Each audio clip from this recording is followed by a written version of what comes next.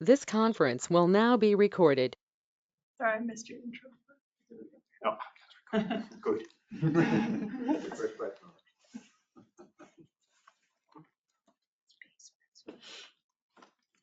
Just so you guys know, whispering is picked up on the mic, creating background noise on people online. Okay. Well,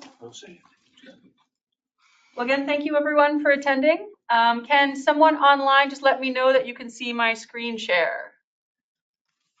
I can see it and hear you. Great, thank you, Roseanne. So this is just a bit of a background table setting presentation. I did not remember to change the little subheading, but it's for City Plan 2024, and today is the, as we've said several times, ecology, environment, and agriculture.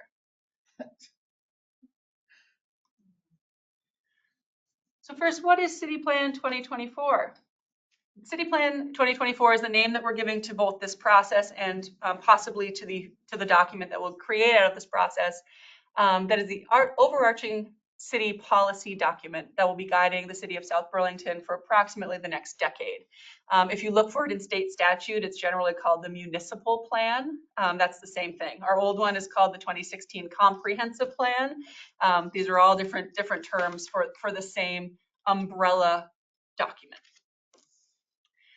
It sets a shared vision for our community's future, guides the city council and city administration priorities. So from year to year, the priorities of what the city staff, what city committees, what the city council, what the planning commission are all working on is guided by what is in the city plan. To that end, it also guides the adoption of the land development regulations and the planning for and payment towards capital investments. And it provides support for grant funding applications. So especially from the state of Vermont, many, if not all, grant applications require you to identify where in your municipal plan, whatever project or policy that you're trying to adopt is supported by this document. It includes elements that are both required by statute and also has to either incorporate or at least address or discuss some statewide planning goals. Why update it? The plan is only effective for 8 years. It expires in February of 2024. So we have to.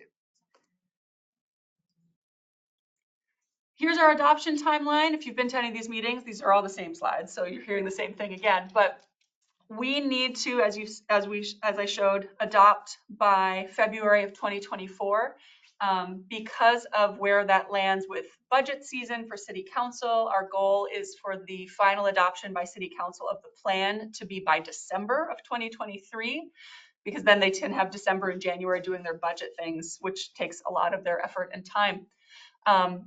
Working backwards, that puts public hearings for the City Council and for the Planning Commission before that in the September to November timeframe, which then working backwards puts draft review between approximately May and August of this year. And then initial input is February to May of 2023. So that's where we are. We have been, as the staff has been working with committees and with our professional staff here in the building and in our other departments in other parts of the city, with input and feedback on our prior plan and our priorities for our future plan, and having these meetings with members of the public. So just to set a bit of foundation for everybody so that we're all on the same page, there are some known facts that we have to take into account for making our next plan. Some are population and housing related. We estimate approximately 1.5% population growth. That is a historically supported number. It may be slightly low, but it's something that we know is going to happen.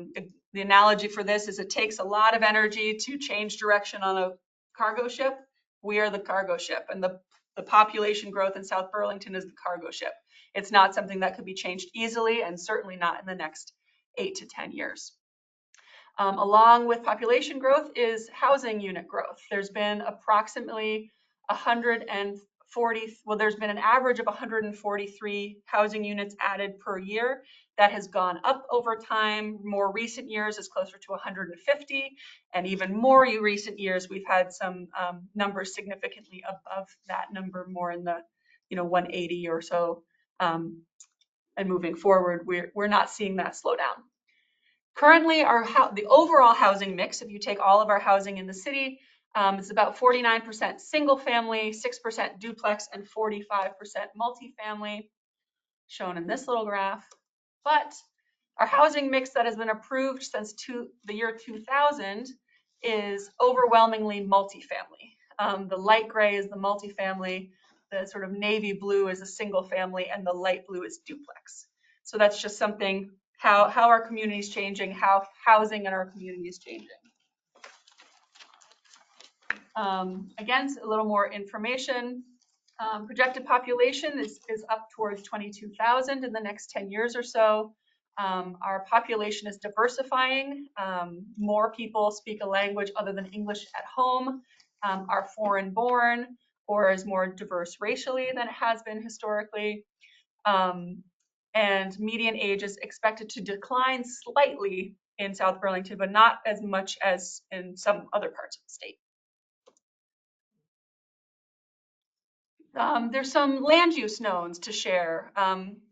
Relevant to this particular session, approximately 51% of the city is already conserved public land or has regulatory restrictions. Then about 41% of the city are areas that include paved and or built land. And I have a map of that in a little bit later. And then the focus of development. Since the year 2010, approximately 85% of new housing has been within or immediately adjacent to the transit overlay district. That district is defined as a quarter mile from a transit line.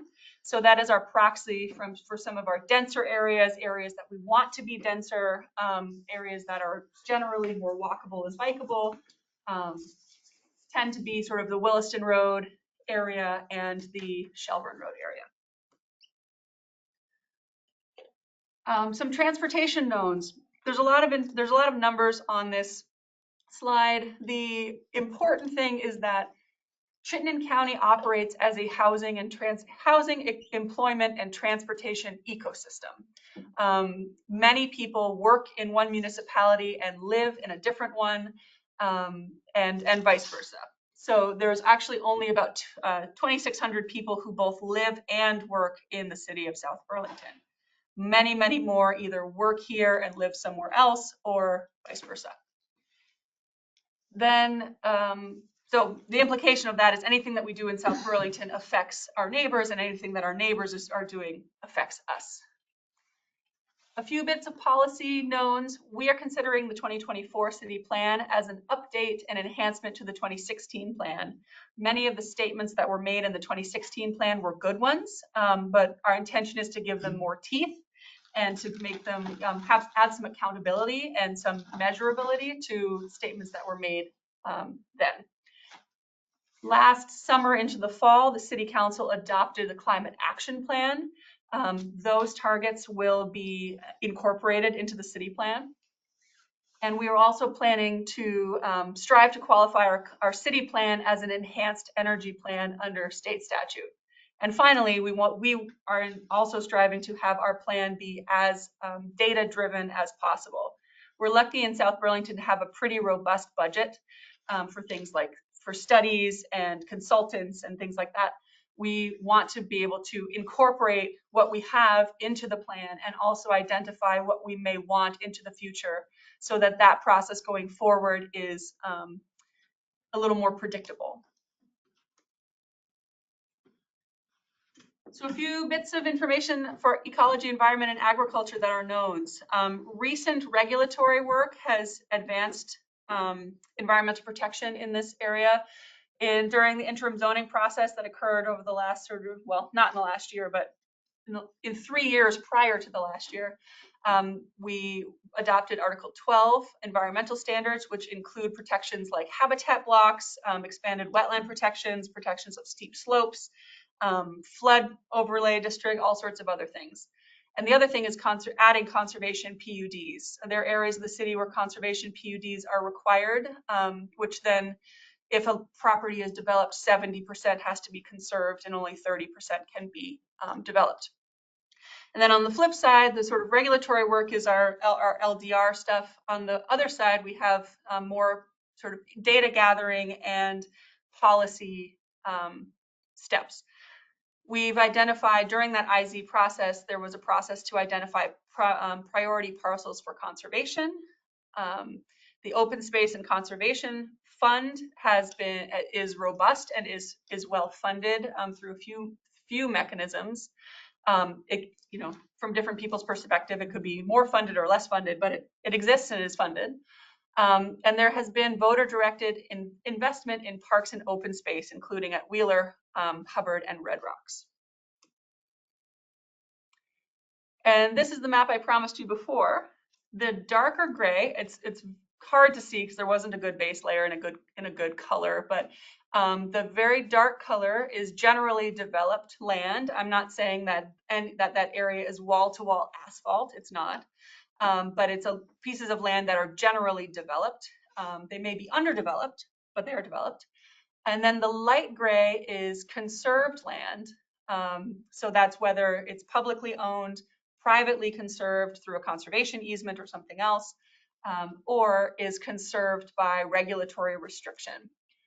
And then if you look in between sort of this sort of minty, seafoamy, sage green color that you can see over here in Burlington, you can see bits and pieces in between. So here, if you can see where I'm pointing, there are bits throughout the city. The purpose of this map, from my perspective to include it, is to show that land that is developed and land that is conserved covers the vast majority of the city. There are very few areas of the city that have not been kind of decided either way. So there are policy decisions to be made about those areas that haven't been decided either way. And there are also policy decisions to be made about how to move the future forward in the dark gray and the light gray areas, and what do we want to do about that. But just wanted to throw out, like, this is our current state. This is what the city looks like. Kelsey? Yeah. When you say conserved, do you mean protected? It's not all permanently conserved, right? I mean, there's regulatory protections. One of the categories is regulatory protections. The other is public ownership, which is there are some parcels that are technically not permanently conserved, but it does include the properties that are permanently conserved through something like a conservation easement or a deed restriction. So the core of our plan is. I have a question. Oh yeah. So this material, Kelsey, will it be available on the city website? Yes. We can look at that map a little more closely. Yes. Yeah. As soon as I can get there. the nuances of the colors were a little. Yeah. Yeah. It's not the easiest to see in the presentation. And if we include a version of something like that in our comprehensive plan, the data will be really scrutinized and make sure that everything is completely correct. That's what we could put together as an easy visual for today. Yeah, Michael. I see you're going to get to it now, but yeah. In your introduction, I think it's very important to actually say that this municipal plan represents the vision and the hopes and the goals of the citizens of South Burlington. Yes. That needs to be very clear. Mm-hmm. I don't think it was, so I see you're going to do it. Here we are. We got to it. So as Michael has alluded to, the city plan, which is why we may not call it the city plan, it's not the plan of the government of the city of South Burlington.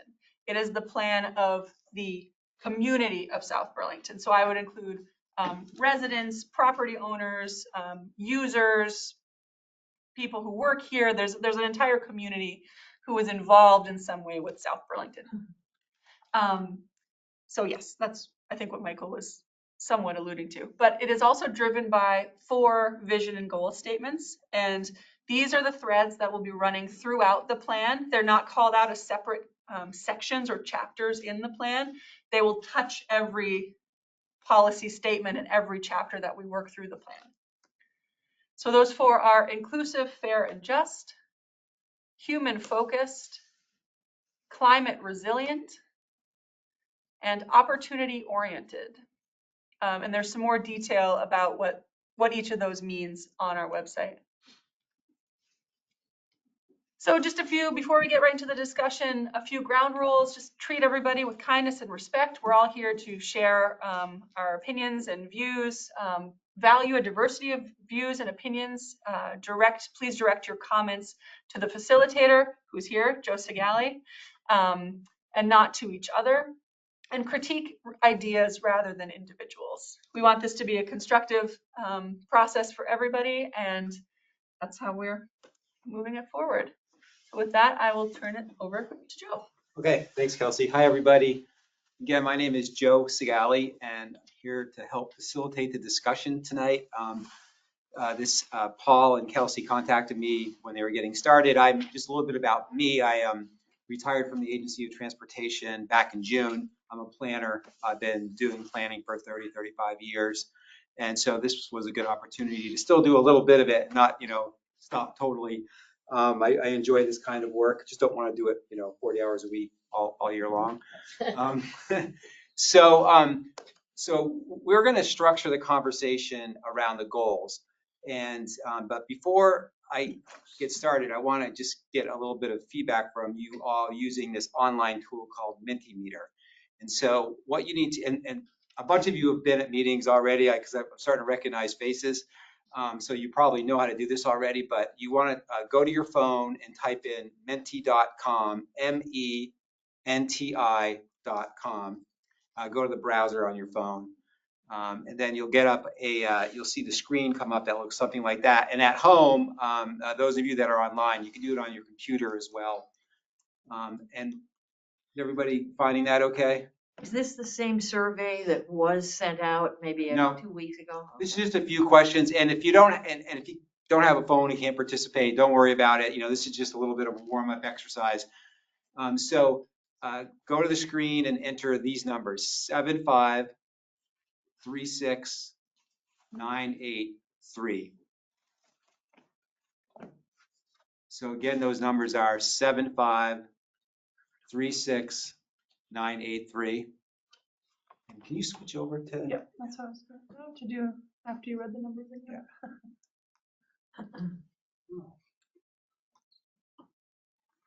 It's quite slow loading. Did it come up?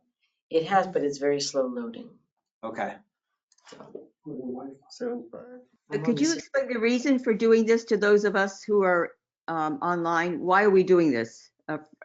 This is just a quick polling to get some feedback from the people that are participating tonight. And you should be able to do it if you're at home and you should be able to get to it from your computer as well. So we should be doing the polling, not listening to you? I'm sorry, what did you say? Oh, okay, so, okay, all right. Is everybody all set? You should tell them that they'll see your questions. Yeah, you'll see the questions as we start to move through it. So. I think you need to start this presenting. I don't know. Oh, that's why it's not doing it. Okay. Can you guys see this already? I'm good. Oh, thank you. Okay. All right. You should be seeing the first question. This is an easy one. Oh, I see. Okay. What activities do you do in South Burlington? And you can pick more than one. Just trying to connect everybody here with the city a little bit. I think we have about 8 or 9 people online, and I want to say there's 10, 12 people here. So it's actually a really great turnout. This is one of our larger turnouts so far. So looks like 15 or 16 people have submitted. And you can see, you all do lots of things in South Burlington. You live here, you work here, you recreate. There's nobody attending school, which means, there's probably just no kids here. No I college. did. Yeah, I think we probably all did at some point in our lives. Oh, here. Would you repeat the code again? I canned myself. Yep. 7, ready? Yes. 7536983. And it's right there at the top too. Yep. Okay, just curious, who answered other, and what are the other things that you do? Yeah. Volunteer. Ah, great. Anybody else want to volunteer what they do for other folks? Oh, it's just was volunteering is not mentioned. That's all. That's a good one. That's a Vermont thing for sure. It's a very- Okay, let's go. We'll move on to the next one. I don't want to take up a lot of time, but this is going to lead into what we're going to do, how we're going to structure the conversation. So, Really? what one word best describes your mood at this moment? I think you can enter 3 words. And feel free to do that. And this will turn into a word cloud. Curious, good. That's always good. Frustrated. Puzzled maybe by Mentimeter. Frustrated by Mentimeter. And interested and curious are still kind of at the top of the list. Apprehensive, hopeful, tired, it's at the end of the day. Engaged, that's always good to see. Calm, that's great. But curious and interested, those are really strong and good positions to be in as we kind of go through this conversation. Okay, I'm going to move on to the next one. So this is getting into a little bit more depth here. In what ways should the comprehensive plan support ecology, environment, and the agriculture? And you can just, this is just open-ended. Say whatever you want to say. It's a book. It's a book. And we're gonna have a big discussion afterwards, but you know, the first thing that comes into your mind, go ahead and kind of spit it out there on the screen. Regulate and enforce. Yep, that's a role that the plan plays, or supports regulations, I should say. Yeah, it's the connection to the land. Promoting infill. That's the housing and general development.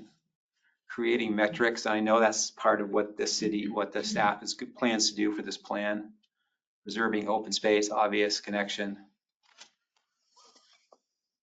That last map was pretty interesting to me, that most of the city is either under some amount of development or conserved, you know, whatever that means. To some level, yeah. Yeah, it's actually pretty interesting.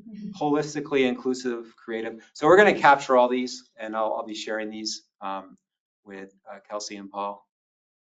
Okay, great, thanks. That's just starting to get you warmed up a little bit. So I just want to repeat the vision and goals again and go into a little bit more depth on these, because these are what we're going to be framing the discussion around. And you know, ultimately, I'm going to be asking you, you know, how does ecology, the environment, and agriculture kind of relate to the goals? And you know, what sort of policies should the staff be thinking about? And so I'm just going to read this. So the first one is inclusive, fair, and just. So that's about creating opportunities for all residents and visitors. Equity, a lot of times, is the general term used for that. Human focused is about investing in a high quality, human scale built environment. Climate resilient, so emphasizing sustainability for long-term viability of a clean and green city. And it doesn't, you know, and resilient means really adapting and being resilient to the impacts of climate change so they can kind of continue on. And then opportunity oriented is being a supportive and engaged member of the regional and statewide community. So this is the last question to answer. So what I'd like you all to do is rank these 4 goals relative to the environment, ecology, and agriculture. And this is kind of like, what do we want to talk about first? But where's the strongest connection? Okay. And the screen will just kind of walk you through how to do that. Once you pick the first one, it'll go on to the next.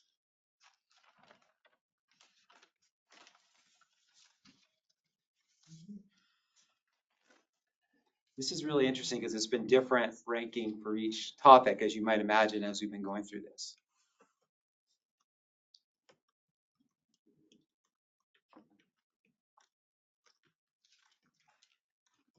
Hopefully this is working okay for folks that are online as well. Can I ask, while we're waiting, how did these 4 goals get chosen? So they are, generally speaking, kind of intensifications of the 4 goals that were in the 2016 comprehensive plan. They were sort of reorganized and there was some teeth added to them, but more or less that's what we are building on from the previous plan. And that was, those previous ones were adopted by City Council as part of their review of the 2016 comprehensive plan in approximately 2015. I think, Okay. not sure whether you asked where they came from, the planning commission and public input. Recently. Yes. Okay, so it looks like everybody has answered. So climate resilient, obviously there's a strong connection with tonight's topic, and human focus. Those were the 2 that I sort of thought might rise to the top, and then inclusive, fair, and just, and then opportunity oriented. So we're going to get out of this, and what we're going to do is we're going to basically go down this list the way it's ordered here, and just we want to make sure that we're hitting the most relevant first, and we'll see how things go as the discussion unfolds. And I also want to say thanks to the Natural Resources Committee, because you provided a bunch of questions, and I just organized those questions under what I thought underneath each of these goal areas as well. So I'll kind of work those in as we go along tonight. So we're going to start with climate resilient. And just a quick point of logistics before we Yes. get going. If you are online and you would like to speak, the most helpful thing is for you to turn on your camera. That's a visual cue that we can see in the room very easily. So if Joe asks a question and you'd like to respond and you're online, if you're comfortable turning on your camera, please do so. You can also, there's kind of a react, raise your hand button. We can also see that. And if none of that works, you can type in the chat that you would like to speak, but please use that as a last resort because it's just a little bit harder to monitor for me. So I appreciate it. Thank you. Okay, thanks, Kelsey. Yeah, keep forgetting about Roseanne. Roseanne. Oh, I think she's Yeah, done go it. ahead. You had a question, Roseanne? Okay, so I sort of test, this is not a test to see if it works, but when you were, Kelsey, I think was briefing on the, on the overall plan and stuff, and I had a question then. I wasn't sure if that was the appropriate time to ask it, but I guess I better do it now before we get too far afield. And it had to do with the areas in the city that she was, were depicted as conserved. And I thought I heard maybe Andrew ask that question, but one of my questions is if I looked at the map correctly and the colors may not come across, online, are you considering the lands that have been zoned natural resource protection, are you considering them as conserved because they do allow housing?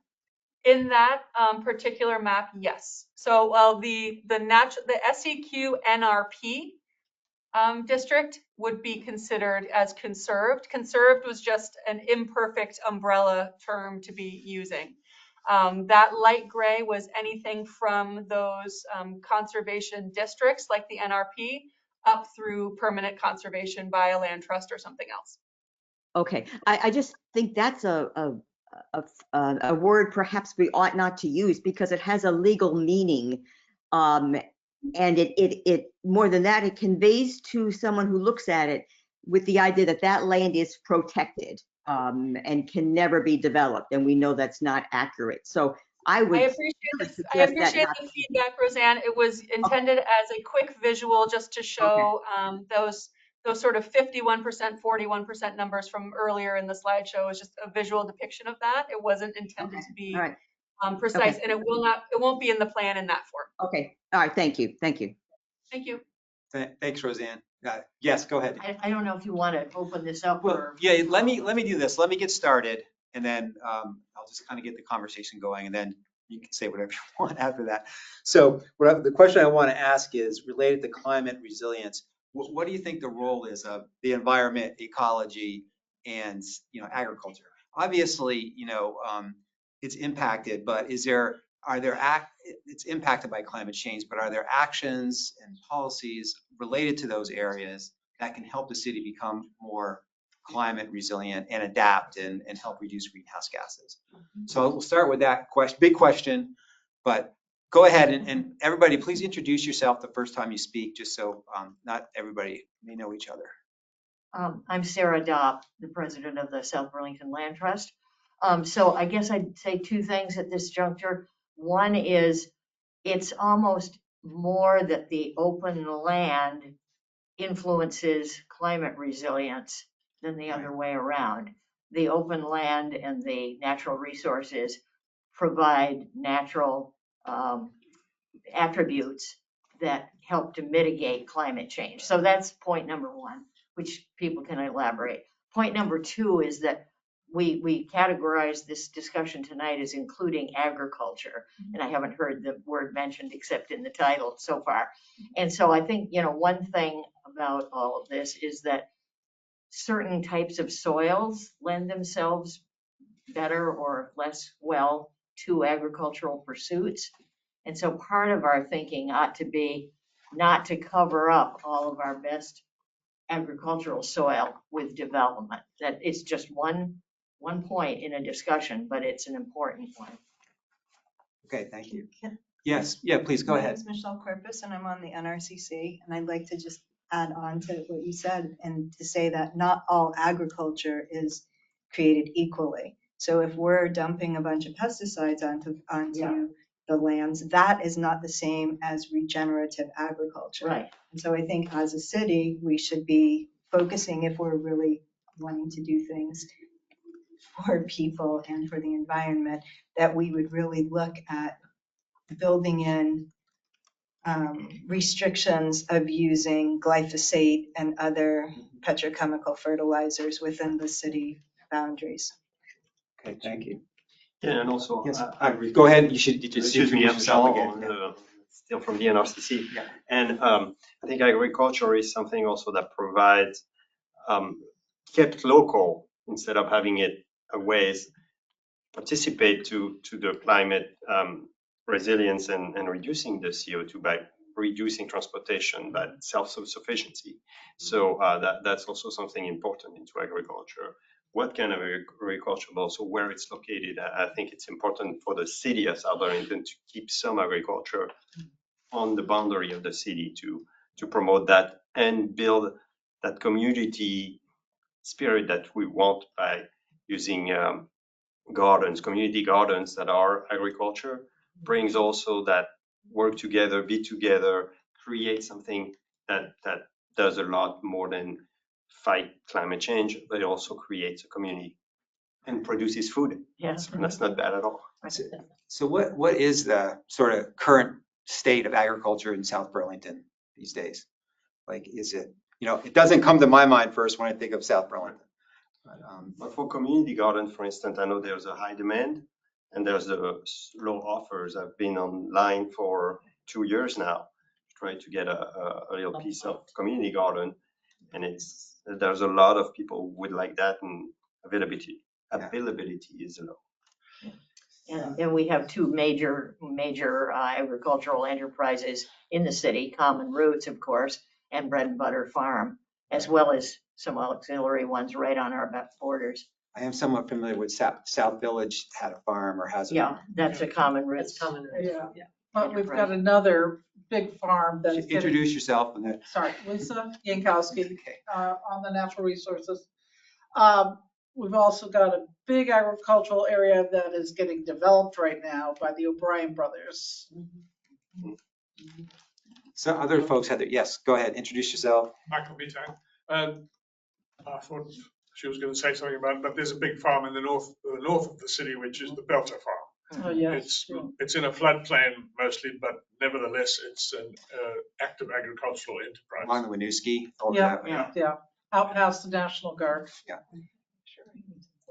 And something that I didn't get this lady's name, but she mentioned regenerative practices and no pesticides or herbicides. Kelsey made the point that the climate action plan will be threaded throughout this plan. Right. And the climate action plan does in fact call out regenerative farming techniques and the banning or restriction of the use of pesticides and herbicides. So how do those improve climate resilience or reduce greenhouse gases? I guess they improve the soil for one. Yeah. And provide a level of food security which we need. It's also better for the waters not to be polluted Okay, and off-gassing, so better air quality. okay. Infiltration of Sorry, excuse my ignorance. I'm just asking. Go ahead. There's going to be Introduce. tremendous pressure on biodiversity. Andrew Chalnick. Yeah.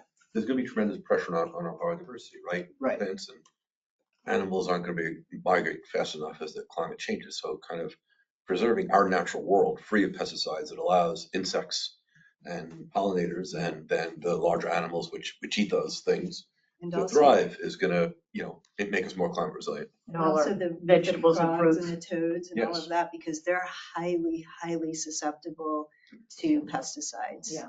Okay. I think it's more the ecosystem is affected, and the ecosystem is what creates those known machine to eat CO2 that are trees and plants and Okay. so this whatever hurt that cycle hurts this function. Okay. Plus, there's a saying, the more chemicals you use, the more chemicals you have to use. And all you have to do is look at California and how badly they've damaged their water supply from their overuse of chemical pesticides, chemical fertilizers. When you do it in a natural way, it is much healthier for the environment. Right. And now and for they're people. really vulnerable to drought. I'm going to give Roseanne a chance online to weigh in. Roseanne?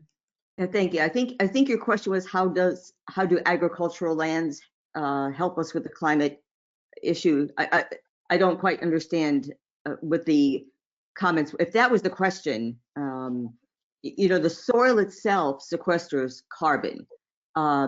It purifies water. It prevents flooding. It prevents more pollution. Cleans, make sure the water that gets into the lake is not polluted. If that's your question, the land itself does that. So I'm not sure if that was the question. So, but that's an answer to some question.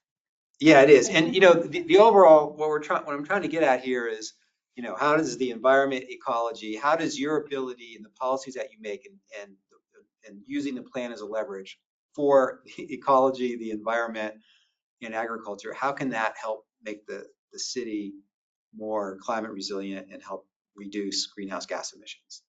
Yeah, go ahead. So just to tag on to what Lisa was saying, not just California, but we can look at what's happening all the way down the Mississippi River into the Gulf of Mexico, and the dead zone that is there and growing is directly related to petrochemical runoff.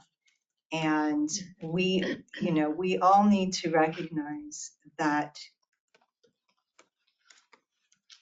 70% of the oxygen that we breathe on the planet actually comes from phytoplankton and little, like duckweed and things like that grow on the surfaces of water or not too far down. And so South Burlington is a small area, but we need to start somewhere. And I think that we have a lot of people who are very concerned and engaged. And I think that we have a beautiful opportunity to be a pilot city that other places around the country can try to emulate. See, and that's a great idea. So a pilot city that would sort of implement some of these strategies and monitor them and learn from that and then share it. And also Go ahead. artificialization of the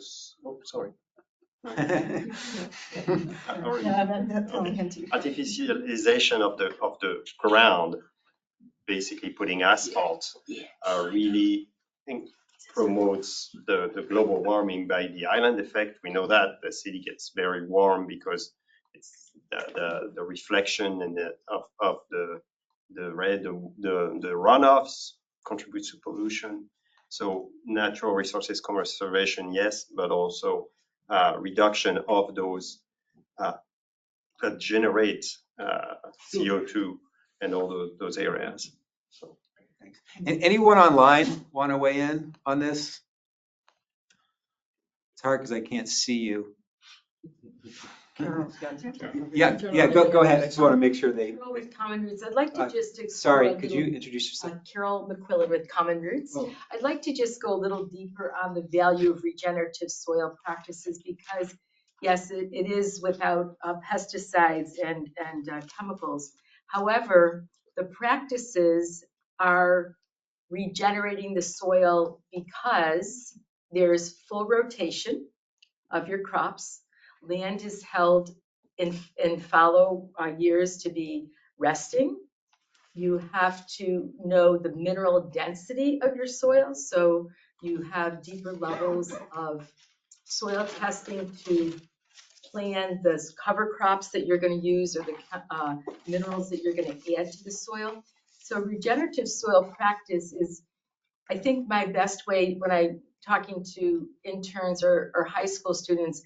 It's really preparing the soil to be as vibrantly nutritious as soil that is going to be mimicking the biome of your own body when you're eating the food. So it's much more than just the farming practices. It's that the density of the nutrients in that food will be manifested. And that's not only the health for humans, that's the health for all the other animals and insects and trees and birds and everything we're talking about. It's a very comprehensive delineation in agriculture. And there's a second certification now that we have at both of our farms in South Burlington. The Hubbard Park is 4 acres that belongs to the city on 67 with no chemicals. And then the 3.5 acres we use of the 7 at the farm at South Village. Those practices allow us to build the health of the community through the practices, and ROP certification is a higher level now than NOFA. So NOFA's farmers around the United States were saying those organic standards are slipping, and it's not okay for the farmers that want the best practices. And so there's now a second ROP certification in the United States. Thousands of farms are now certified. So there's a lot in that terminology of regenerative soil practices that connect with everything we're talking about, because the environment of where your people are living to not only be chemical free, but to be nutrient dense soils is very powerful. And let me just follow up on that. So what's the role of the city or the city plan in helping to facilitate that? In what way? Because it sounds like if it's certification and best practices. The farmers take care of that, but the city has provided through the Hubbard Park 4 agricultural acres on 67. Is that the Hubbard Park? Is that a city? It's a park? city property, yes. And then the farm at South Village is a private, but the city has adjacent land on that parcel that will someday be. Okay, that's helpful. I'm going to go in the back and I'll come back to you. There are also community gardens, which where the city can mandate or encourage regenerative practices. I'd like to go back to something you said, which I'd like this committee to pick up, and I'll be happy to join. I had started a conversation with UVM because they use glyphosate to kill the cover crop before they sow the other crop. And I've started a conversation with them, but I think it needs a wider, more people involved. And I think I would like to pick it up with this committee and then move forward with UVM. Okay. But it's quite a serious issue because people can't let their pets go into a field that's been treated with glyphosate, for example. Is that like over on the other side of the interstate where they're experimental farm? No, there's also right here. And other places where they plant corn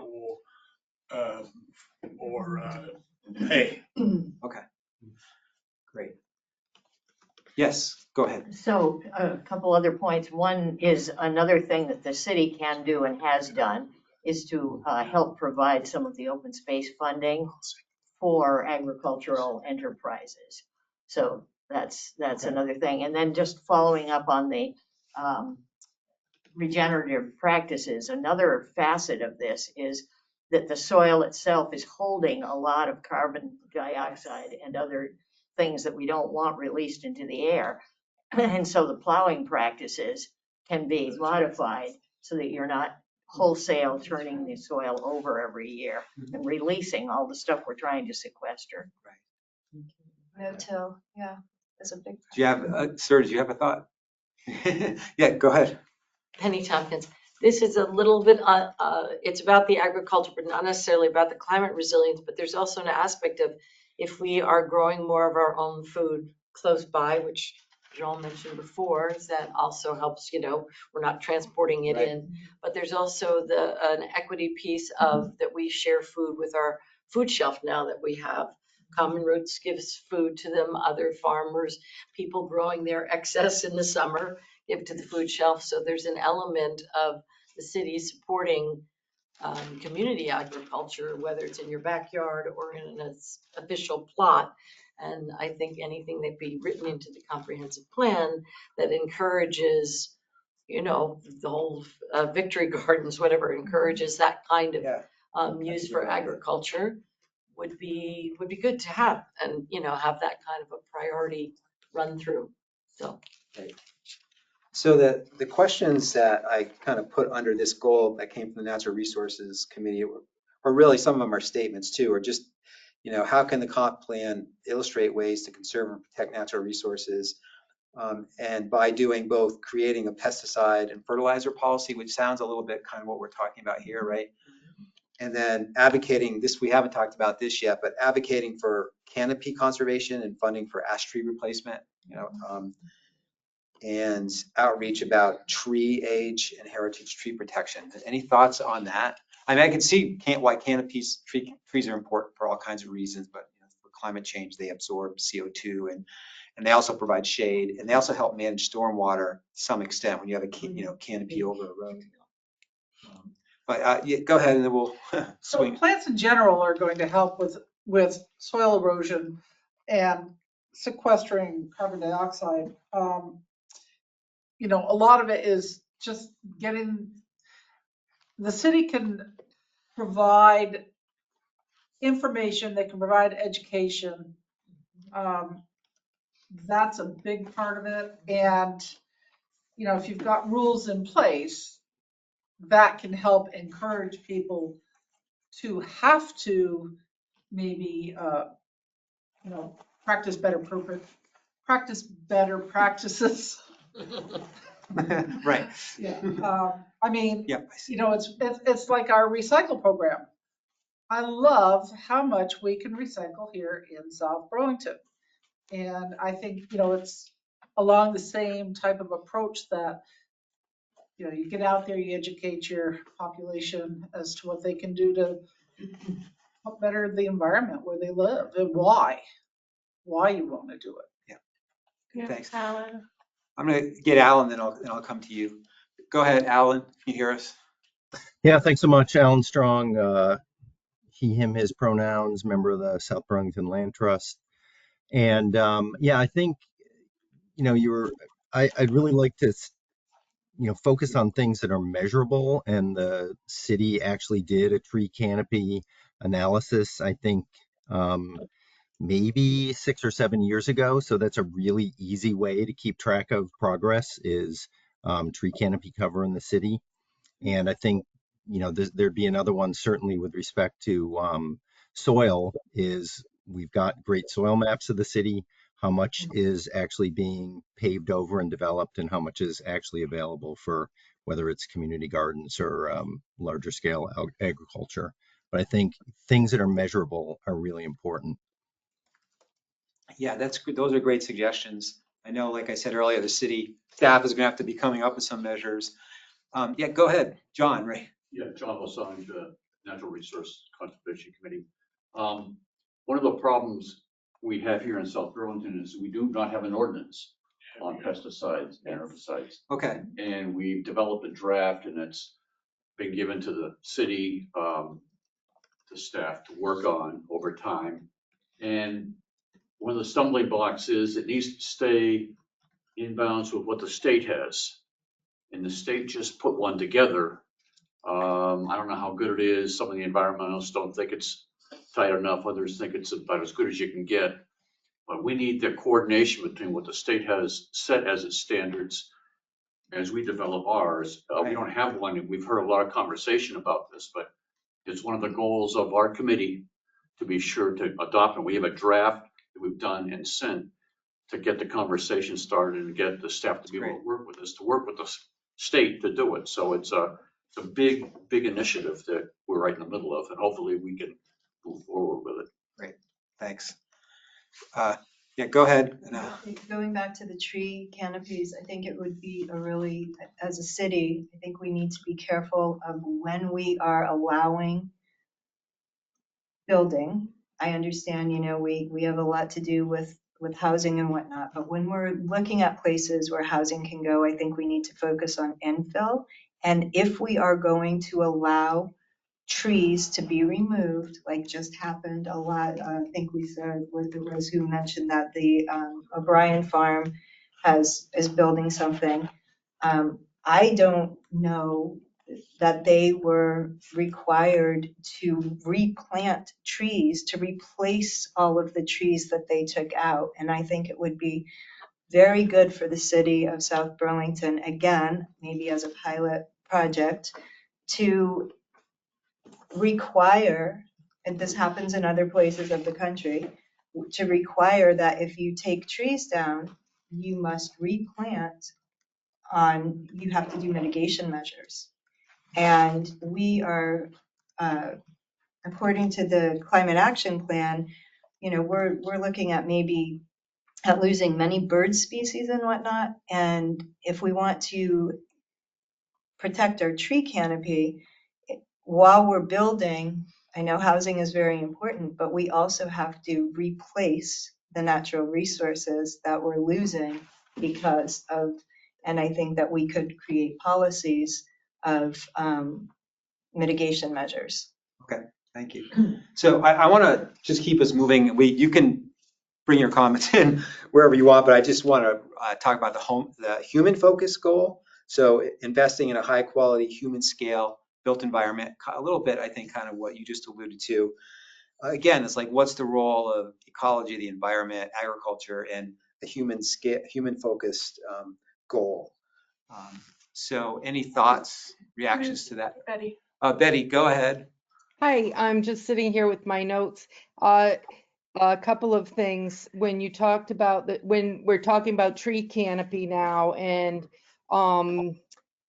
as the woman just spoke about infill and taking down trees, and we need to replant them. It's also an equity issue. I think I mentioned that at one of the previous meetings, that we're building large congregate housing, high density housing. And I think when we first started talking about city center, I think we thought more about around commercial buildings and around professional buildings and having some aesthetically pleasing greenery. And I think we need to look at equity for people who live in these high density areas to have some green space, which would be helpful to all of this, but they should, for their own health, mental health, physical health, there should be green space and trees, and that should be something that's required of developers, especially in these high density places, as we're trying to provide affordable housing. Folks who need affordable housing deserve to have green space too. And as far as the tree canopy goes, I mean, this is something I used to write articles and stuff about when I was on the Natural Resources Committee. One of the things that I think we need to consider when we're looking at the cities, we look at what the city has for resources in making some of these things happen. We have one arborist, which is a shame to me that we would only have one arborist who, I'm not sure exactly what he does, but I don't think he has enough time to take care of all of the trees we already have. So we need to look at how we expand and increase the human resources we have to get the job done, as far as increasing things like tree canopies and you know, whatever it's going to take to make things more green. But so much of this is around equity. When it comes to the pesticides, pardon me, I've been taking notes. So pesticides and herbicides, I live about 50 feet from a stormwater pond, and every summer our stormwater ponds gets covered with whatever it is due to the folks in the neighborhood who are putting herbicides on their lawns so that they don't have dandelions.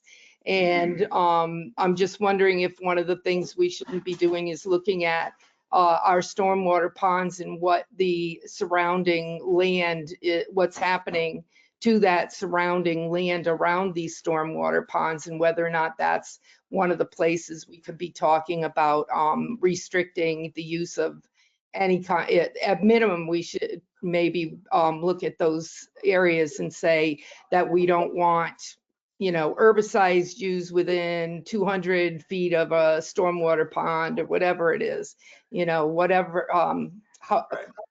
There are other people who know better than I, but I just think about, I look out and the people across the street don't want dandelions on the front lawn, so they use herbicides. We don't, but it's still draining into the stormwater pond that I look out all summer. Anyway, I'll stop there. Thank you. Thanks, Betty. Yes, go ahead. About what I think some of the built environment that we can look at that would help with the ecology and whatnot is to be looking at hardscape versus semi-permeable landscapes. So instead of like covering things completely with blacktop, that maybe we start looking at pavers so that there could be water infiltration, so we don't have a lot of sheet runoff. We can be looking at, as a city and all of our city-owned properties, that we are using native plants that are adapted to the environment that we have, so that we don't have things that need more water than we're getting as the climate is changing, that we're planting things that we have to water less, or we have to. We have a lot of opportunities as a city to lead by example. Right, similar to what you were talking about before. Yes. Just one concrete example of what Betty was just saying about the green space in our higher density neighborhoods that we're fostering in city center.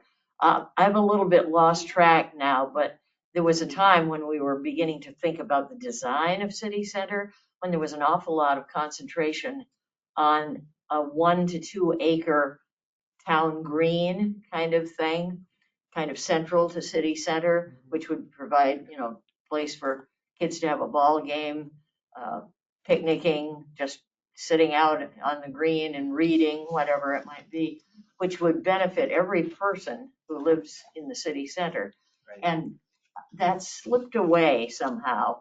And I'd like to bring it back. Okay. That's part of the city's design that was there at one time. Okay. Yeah, I would say integrate more into the permitting and the regulation, that kind of thing, that conserving the canopy coverage, making sure that on private land or development, there is that restoration of the coverage, or that has to be built at the permitting level and enforced. I'm going to say it because that needs to be part of it. Yeah, John. There's an article on the ballot to approve a TIF financing for safer and better streets along Williston Road, and just making it more pedestrian friendly, and it's all a good thing. But there's nothing in that plan that calls for a tree canopy. It's going to be just a wider concrete asphalt strip, and it takes a lot to build a tree canopy in that kind of environment. Yeah. You're gonna have special drains underneath. You gotta have special root bases. You gotta really think about the trees at the same time you're thinking about, you know, what the roads and bike paths are gonna look like. So that's an important thing that hasn't been considered yet, and we're told that they're not gonna be able to do trees there. They're not gonna be, so it's gonna be hot asphalt, and it's gonna be white. It's gonna be nicer, but it's gonna be just exposed. Right. And that kind of thinking about the environment and the trees and the canopy and the green space first, and then trying to accommodate that with the design of the streets isn't happening right now, and it needs to happen. Okay. Yeah, I want to get this gentleman over here. He hasn't spoken yet. So I think Betty referred to it in her comment about the single arborist that the city has. And Kelsey, you mentioned the potential growth of the city. I think it might be worth having at a summit some study of capacity of city of our size and staffing levels. I'm, you know, I have had some experience with municipal workers being tremendously overworked. And I think I get that impression that our Department of Public Works is stretched to its limit. That I live over by Red Rocks. They provide any kind of support that Red Rocks needs. Not from a arborist point of view, but from just somebody from DPW going over there to take a tree down that's dangerous. So I think some sort of study that shows what kind of staff capacity a city of our size needs with all of these needs. And I think it's a matter of building the municipal budget to support that. And I think that our city I think that we've gotten used to having a certain level of service, which is from city staff, a level of service which is not great in spite of how hard everybody works because we're understaffed. I will say a discussion that is had in many meetings and at many levels is South Burlington is and has been for a few decades, but is making a transition from a smaller town sort of operation into a city level, city scale operation. And some of what you're talking about is part of making that transition. Also from, you know, single family homes to more dense urban environment. Like all of these things that we're going through are part of that growth. From previously being kind of a bedroom community of Burlington to being more of a community and a municipality in its own right that has that level of density and staffing need of a true city. So hopefully the plan will reflect that, some of that. We're going to try at our staffing levels. Because I think it's a matter of supporting the municipal budget that supports a staffing level that we don't currently have. Thanks. Thank you. Did you? Yes. Isn't this committee drafting a tree ordinance right now? We have, So, Yes, yeah, and how far have you got? not far. So, because I have a very hard case It's view. a capacity issue. Hard case view of trees. You may not cut down a tree unless it's dead, sick, or a hazard. And if you do have to remove those trees, they must be replaced. That's simply, you cannot cut down a tree.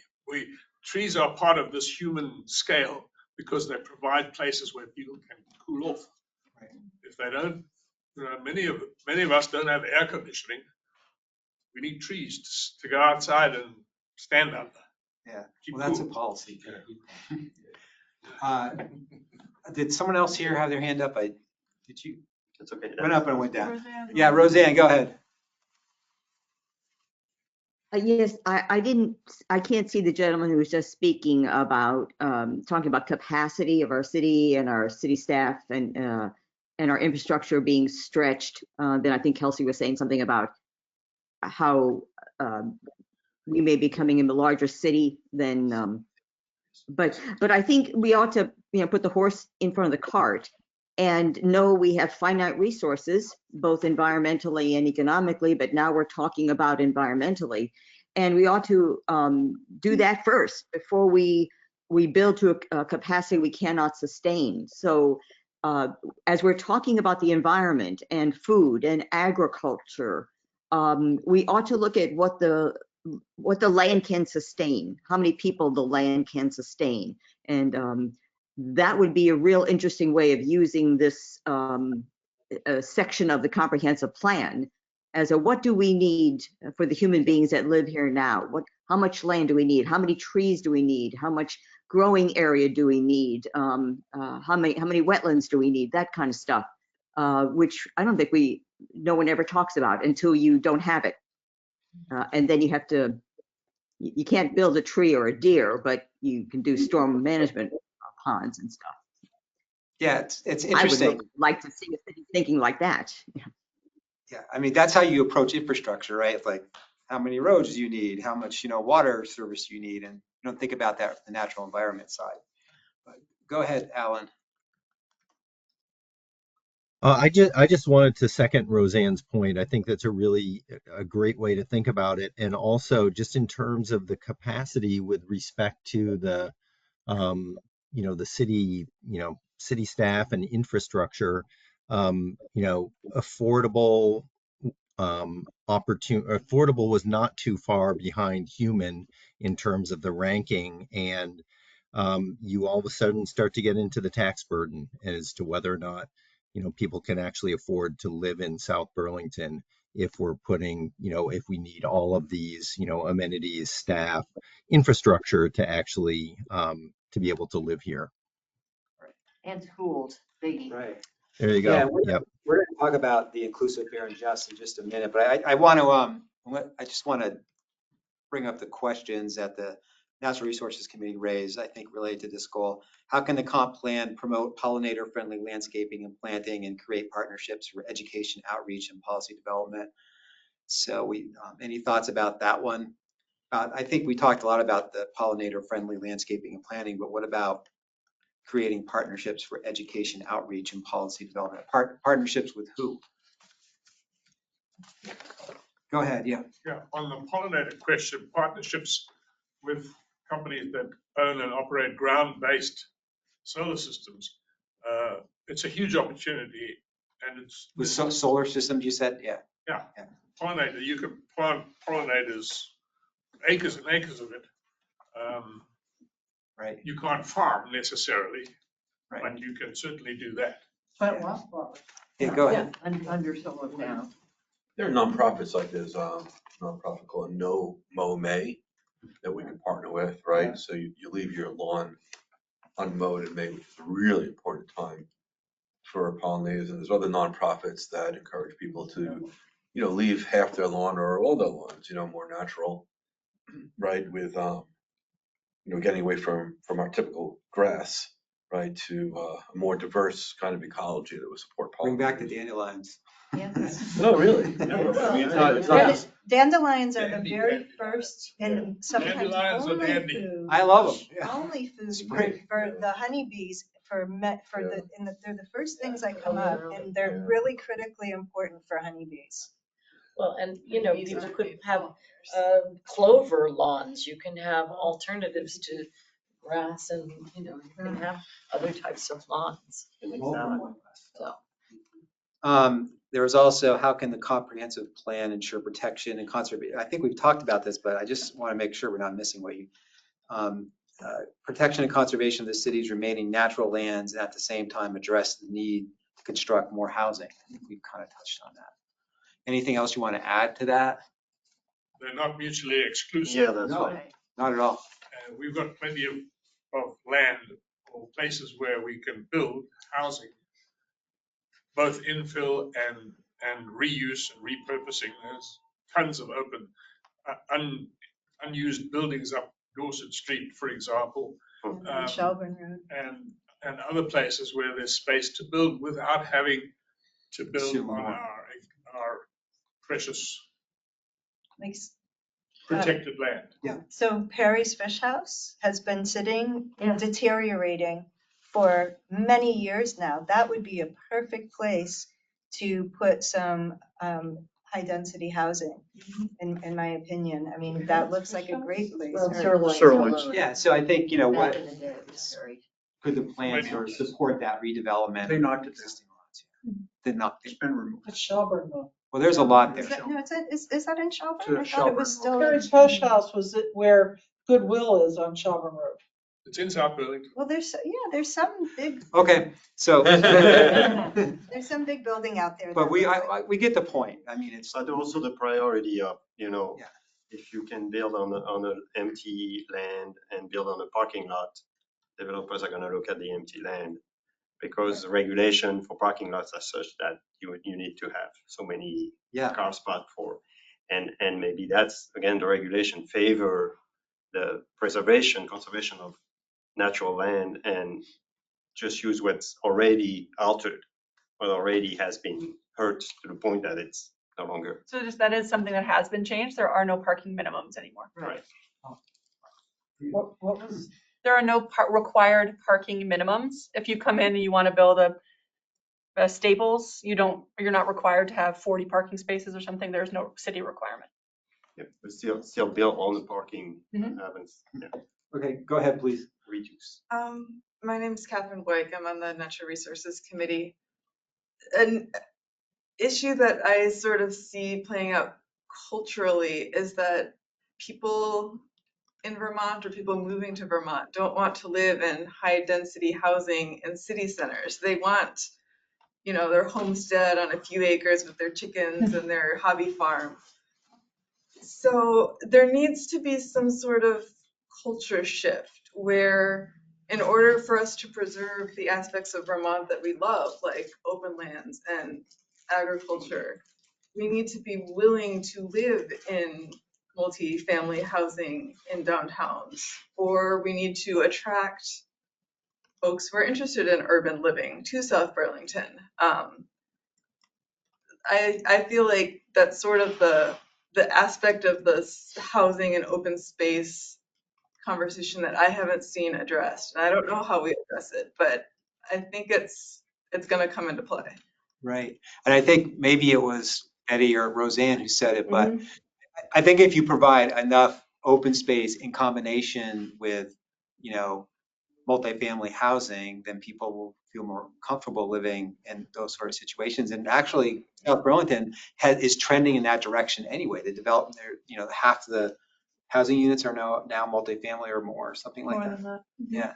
So it's going in, but you're right. That's been like the challenge all along when it comes to smart growth. Is Vermonters, maybe don't want to live in compact mixed-use areas, but a lot of us grew up in that and still lived in Vermont. But go ahead, Betty, and then Yeah, we'll go. okay, this was something, I don't know, I'm sorry, I forgot your name, the lady who was just speaking, but again, you guys are gonna hear me again about the idea of concentrated high-density housing. I mean, like it or not, I mean, that's what South Burlington's got left to develop and offer, I think, for residences. And if we want to attract people, we're gonna need to provide them with the amenities nearby those areas. So we have to think like an urban, I mean, I think we really need to accept that we're an urban area now, and we want to protect what we've got. Ironically, we've got this rural area right close to the urban area, but we need to think about who we can attract to an urban setting. And I've talked about this, young professionals. We want people, I think we want to attract young professionals for the development for people with disposable income. We're not going to get them to move here. I mean, we could get them to move to a high density apartment complex or condos if there were amenities nearby, whether it's jogging trails or green space or cafes and things like that. We have to think like that. So the high density housing, we should not be only thinking about it as affordable if we want to attract people of different incomes, so we have to think about lifestyles and of those people and attract. There are people who want to live in an apartment. There are people who live in Burlington who choose to live in apartments so that they can walk to a cafe. They don't want to drive.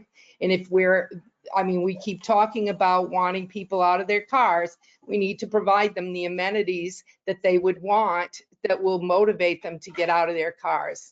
Yeah. So anyway, I'll stop there. Thank you. Thanks, Betty. Roseanne, and then I got to tell you, as this is a comprehensive plan that is going to set the stage, the vision for what South Burlington wants to be. And I don't see anywhere on the list of discussions for this to address the very thing we're talking about now. And that is, what do we want to be? I hear things being said now that I do not agree with at all. I didn't move to Vermont to live in an urban center. or in a densely populated high-rise kind of environment. I've lived in those. Vermont has a uniqueness that, and South Burlington did when I moved here, that it is losing. If that's what the majority of the people want, then I think I picked the wrong place to live. But I'm not too sure that is. I hear a lot of people talking. You just You're muted muted again, yourself. Roseanne. You muted yourself. Oh, I muted well, maybe I should have muted myself. This is a really basic and philosophical difference. We can make a choice. That's what the comprehensive plan is about. We don't have to let things happen to us or say it's going to be this way. It will if we don't pay attention and put the right plans in place. But the real question is, what do we want to be? Do we want to look just like Burlington? And I'm hearing that's where we're going, whether we want it or not. I don't want it. So I think that's the foundation for a lot of stuff we're talking about here, because we're talking about the environment and the ecology. The way we're going, we're not going to have much left of that. We're going to have a lot of high-rise, dense buildings, and that's not what most people move to Vermont to live like. You can get that in 49 other states, but anyway, I had to say that because I'm uncomfortable with the direction of let's be a big city. No, thank you. I think it's a great point. Yeah, go Well, ahead. I didn't move here to Vermont. I was born here. And I have to say, I agree with Roxanne. I don't like a lot of what I've seen, but I do agree with some denser housing. Some of what I see happening up on Spear Street, I think is a waste. I mean, if you've got 10 kids, okay. I mean, I grew up in a 3-bedroom house. I'm the oldest of 6. People don't have those size families anymore, and yet you see a lot of the houses that are being built and they seem awful huge to me. Whereas you could put a couple of families in some of them. I mean, I can see having single family houses, but do you need like 4,000 square foot houses for a single family?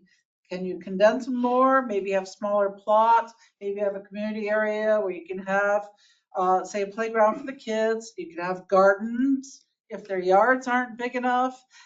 And I agree, we need to rethink about some of this a little bit more, but we still do need some of the denser housing. The apartment buildings are fine. I mean, that's what I'm thinking I'm going to do when I get to a point where I can't take care of where I live anymore. I'm turning it over to the next generation of my family, and I'll go to something that's a little more manageable. And I think that's part of where we need to start thinking.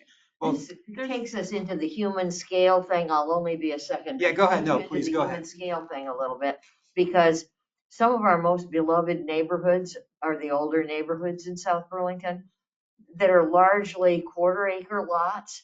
And that feels, having grown up in Mayfair Park, that feels human scale to me. It was a big enough yard for my mother to have a garden, for me to play outside, but it wasn't too much to take care of.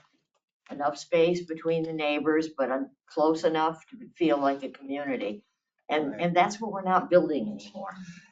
Yeah, John, go ahead. I think he's. The only real visionary future is through smart growth. I disagree with Roseanne. We can't do like we did before.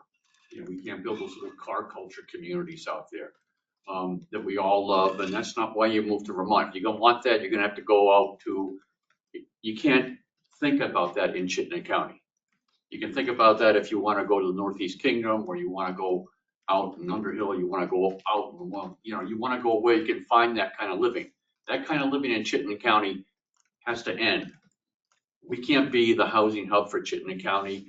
We can't have sprawl come between one town and the other town. That's what will happen if we think we can move here and bring that culture with us.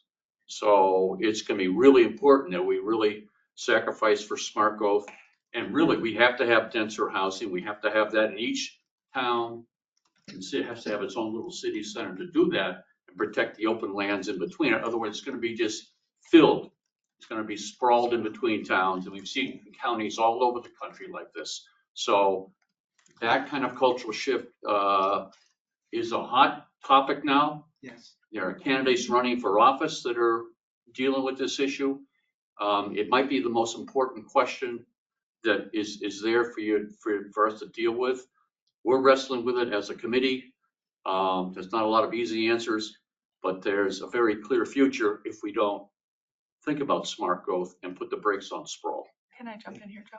Yeah, go ahead. And then I think Mike, you. Yeah, something I just wanted to add, which I think is along the lines of what you're saying, John, is density does not need to look like block apartment buildings. Exactly. It can, but it doesn't have to. We're talking about like the Chamberlain neighborhood, Mayfair Park, quarter-acre lots, or the Orchards, quarter-acre lots. Queen City Park. Queen City Park. Queen City Park is less than quarter acres. The Dorset Park. Well, I live in Dorset Park, and you can't build Dorset Park today because the LDRs that were adopted would preclude you from building Dorset Park today. Just offering that thought.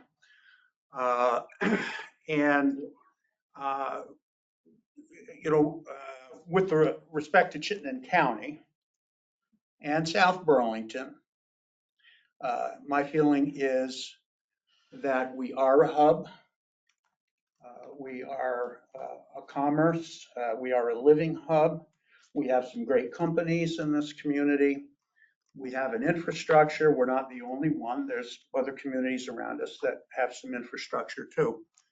But smart growth should take advantage of the resources that you've got. Be mindful with every step that you take.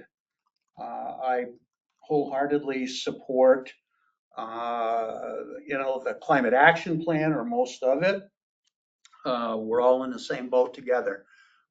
These are challenging issues, but when you take a look at a community like Dorset Park, and you recognize that you could not recreate that today, I think that's very short-sighted. I guess the rest of what I was trying to say is there are areas of the city where actually quarter acre is a fairly large lot. There are opportunities for small homes to be like infill can look like a lot of things. It can be building on the old Sirloin Saloon property, but it could also be that someone in Chamberlain can put a second home on the back part of their lot, or can convert their home into a duplex or a triplex. There are ways that are more consistent with our existing communities that allow for doubling and tripling and quadrupling of our density, which does allow for more people in a walkable setting, supports more, cafes and small shops and a branch of the library, or, things like that, that are all livable for these communities. So that's all setting for a question that I wanted to ask the room. And how reasonable. Mike, I'm not finished with my question. Thank you. A question that I wanted to pose is that sort of infill housing density changing some of our R4s to R8s or R10s or more, to allow for some of this individual property, small scale infill? Is that something that people in this room and online are interested in seeing in some of these historic, semi-historic, vintage kind of neighborhoods? I think the example you gave is more like R4 to R5. No, so it's four dwelling units per acre. So if you have a quarter acre lot and you put 2 homes on it, it becomes an R8. Well, I suppose, yeah. I'm sorry, I hadn't done Yeah, that. just the math of it, sure. I'm just curious to know if we are, for all of the building, how are we addressing our infrastructure? How are we, like our sewage system, our water quality, our water treatment plant, our garbage? If we're planning for, I mean, these are things that we also need to put in the plan and really think about if we, just to keep up with what we already have. It feels to me, going back, I think he left, I think it was Larry said that, looking at Public Works being overworked. I mean, I live over by the airport and we have like little sinkholes happening, and to try to get somebody over there to fix them is sometimes, it takes a lot. So there's, I think, two sides of what you're saying. Well, One- I think I would just take that as a rhetorical question right now. Sure. I don't think you have, I think it's a point of the comprehensive plan. That we have to put it in the. Yeah, you have to, that's the whole point of doing planning. And Yeah. I also want to say, we're pretty close to the end Yeah. of the evening. Sorry, it kind of, as usual, the time slipped by really quickly. We didn't go into a lot of detail on inclusion, equity, which I think is really important. It came up, I think sort of naturally through the discussion. I heard a couple of points about, making sure there's access to open space, to affordable housing, and also just being aware that all the services that folks want could make property taxes more expensive, which then makes it, harder to live in South Burlington. But are there any other key issues on equity that maybe folks want to raise before we? Do you want us to answer Kelsey's question? No, I Okay. want to move on. Sorry, Kelsey. No, I A lot of because us would like to respond to that. no, because I don't want to get in an argument. Okay. I want Well, no, I wasn't going to get into an argument. Well, it's starting to kind of go in that direction. Well, may I offer a thought on her question, though?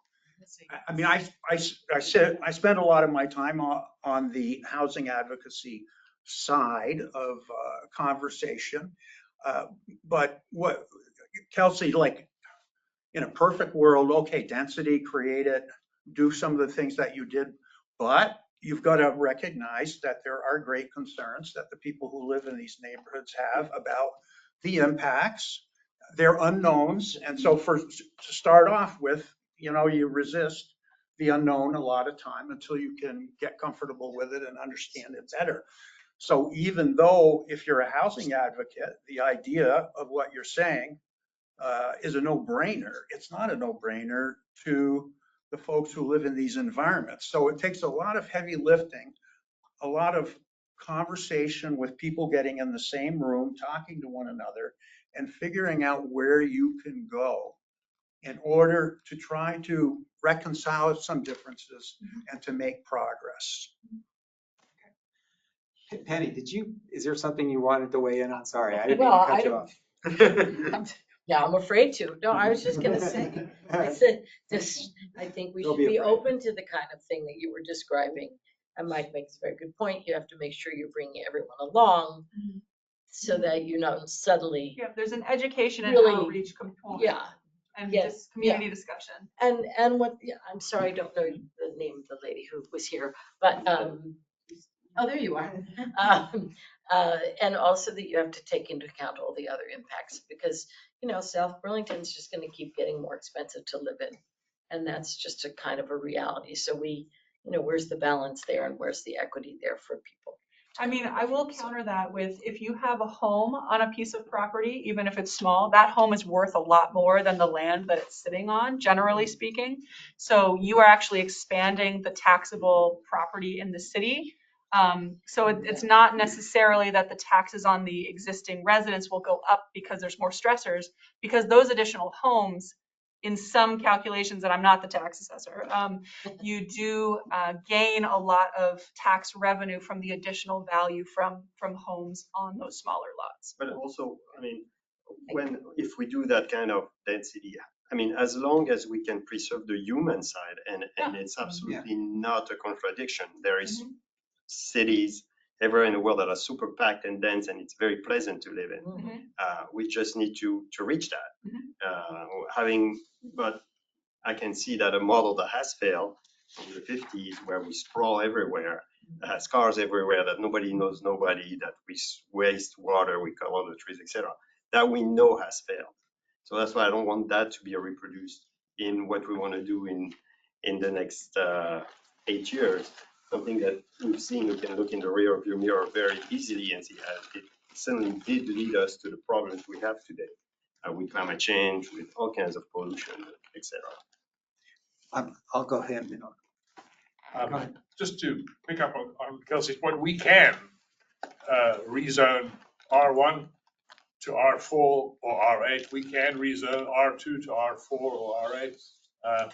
And we can to allay Roseanne's fears, we can have high-rise, high-density development, provided there's enough green space and shade between them. And there's plenty of cities around the world that we can model. Exactly. One thing that I think would be useful for these types of conversations is to level set a little more on the foundation of what the city already has, just like John's comment about smart growth and Mike's comment, what have we already done in the city, right? So we have T&Ds, conservation PUDs, we have areas that you can grow, how we grow them. We couldn't have set that out as a factual basis. I think it would help some of these conversations. Okay. Any other? Yes. My favorite thing of all, have architects design the buildings, not developers. Yeah. I thought you were going to say engineers. I'm an engineer. Not engineers. Don't have engineers design the buildings. That's right. You wouldn't have a structural engineer. Any other last thoughts? Thank you for bringing these conversations around, and maybe just doing a little bit more outreach to get more people from the community to come. If you want to just talk about what you're doing and. Sure. We have our website. We're having these 11 meetings. We have an online poll and a written comment box on our website that's available.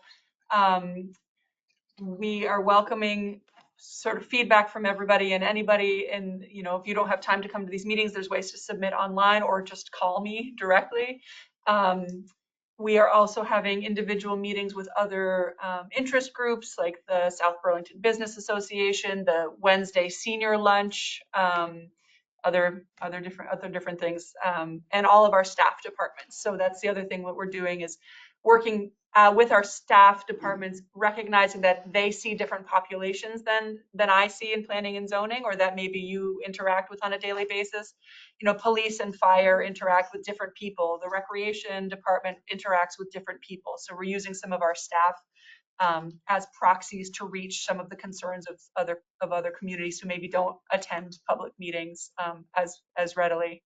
So we're doing what we can, but sort of as to a point that's been made several times, we don't have the staff or time to be doing a whole lot more than we're doing.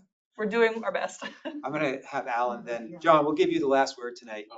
We'll make it good. Alan, go ahead. Yeah, this was just on the equitable, fair, and just, and just to continue to think about ways that we can actually measure and put in measurable goals. Is what percentage of the population lives within, say, a tenth of a mile or a quarter of a mile of public transit? Oh, good question. Or open space for that matter. Yeah. Yep. Exactly. That's in the current comp plan. There's supposed to be a park within a quarter of a mile of anybody living in the city. Yeah. So what's this? Really? How does that? What's the actual number? But Supposed to be. Yeah. Go ahead, John. Just a 10,000-foot question. Maybe it's you, Kelsey, as well. You started when you introduced this saying the plan will guide our priorities. Yeah. And the last plan that we're coming off of was guidance. It was inspirational, aspirational. It was all of those things, but it wasn't required. And I don't know how we might make that transition, because there's a number of great things in the 2015-16 plan that maps and provided all kinds of guidance that wasn't followed.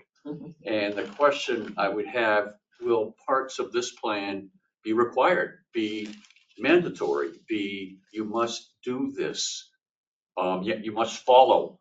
You can't just take the advice and not do, so I don't know where that gray area is. Right. How I that's can answer that question. Go ahead, Michael.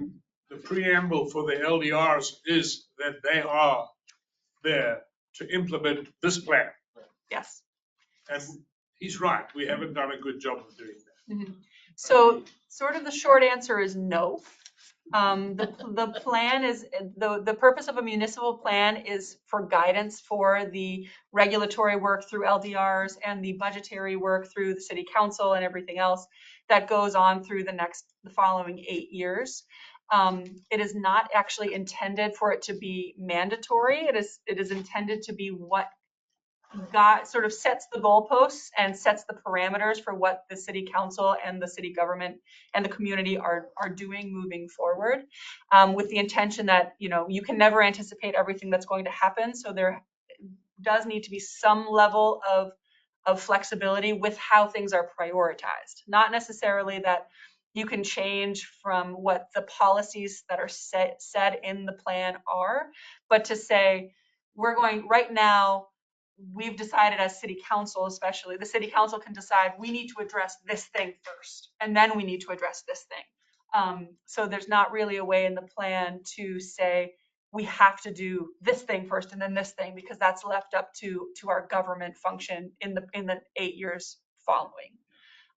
What one of my goals is for this plan is to it sounds funny just to say that I want it to be shorter, but I do want it to be shorter, with the intention that it is a more functional guiding document that you can open it up to a section or a page, and there are not necessarily strict action items, but guidance that is more pointed and provides some more decision making about this is prioritized over that, or we need to consider this when we're doing this sort of project. A little bit more direct in how it is written, which then tends to tighten up a document. So that's a goal of mine personally, in the next few months, to be doing it like that. So we'll see how it turns out, and you can let me know in July how successful it's been. Would those be objectives that you talk? It would both be in the objectives and in the narrative description of the rest of how everything is written. The current plan does have objectives. In my opinion, it has too many, and they're not written in a way that is actionable. It's written in like support something or other, emphasize something or other. Nothing to be said against the current plan, but this is why, and Alice and Alan picked up on this a lot. We really want our objectives to be measurable, and things that we can really look at and say, yes, we're doing that. No, we're not doing that. Or yes, we are making some progress. So hopefully there will be fewer objectives, but they will be more effective objectives. So yeah, so for respecting everybody's time, this meeting was supposed to go to 8:30. It is now 8:41. So I just want to appreciate everyone coming today, all of your feedback.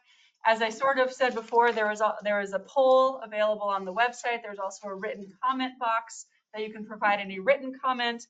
You can also email Kay Peterson at southburlingtonbt.gov. That's me, or the planning email, which is just planning@southburlingtonbt.gov, and that will also get to me. Attend more meetings. There are a few more next week and the week after. And then after that, it will be in the Planning Commission's hands for the most part. I will be circling back to committees after the Planning Commission kind of gets first crack at some of the drafts of sections that I've been writing. But then it will be coming back to individual committees for additional feedback on what has been written and what the Planning Commission has sort of tweaked in what I wrote. So there's several more steps of iteration between now and August, with the intention that sort of June, July, and August are but open season on the full draft. So any planning commission meeting that you want to come and talk about the draft, we will be there. We will be available. Or as I said, call, email, reach out through the website, whatever you want to do. So thank you everyone online. Thank you everyone in the room. Joe, thank you. Thank you. Good job. We don't need any more staff. Kelsey's